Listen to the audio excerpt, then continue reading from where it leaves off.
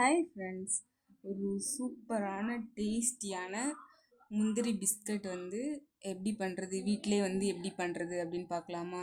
Actually இது நீங்கள் வெளியே போயிட்டு குழந்தைங்களுக்கெல்லாம் வாங்கி கொடுக்குறதுக்கு பதிலாக வீட்டிலே இந்த மாதிரி சூப்பராக கிறிஸ்பியாக செய்யலாம்.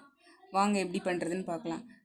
ஆக்சுவலி நான் இது நான் டைரெக்டாக பண்ணலை. இது பார்த்திங்கன்னா கடையில் இந்த மாதிரி பாக்கெட் விற்கும், ரெடிமேடாக பாக்கெட் விற்கும்.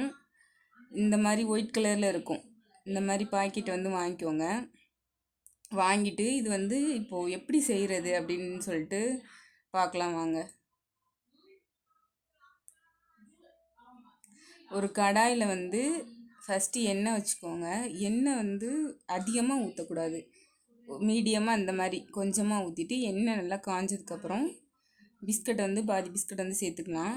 சேர்த்துட்டு கிண்டி விட்டுட்டே இருங்க, இல்லைனா பிஸ்கட் கருகி போயிடும். நல்லா பிஸ்கட் பொன்னிறமாக வர்ற வரைக்கும் நல்லா இந்த மாதிரி கிண்டி விட்டுட்டே இருங்க விடாமல். நீங்கள் விட்டுட்டீங்க அப்படின்னா இது கருகி போயிடும் டக்குன்னு. அதனால் நல்லா கிண்டி விட்டுட்டே இருங்க. கிண்டி விட்டுட்டு இந்த மாதிரி பொன்னிறமாக வந்ததுக்கப்புறம் எடுத்துருங்க.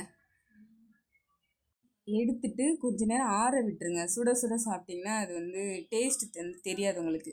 கொஞ்ச நேரம் நல்லா ஆற விட்டுட்டு அதுக்கப்புறம் சாப்பிட்டு பார்த்தீங்கன்னா டேஸ்ட் எப்படின்னா வேறு லெவலில் இருக்கும்.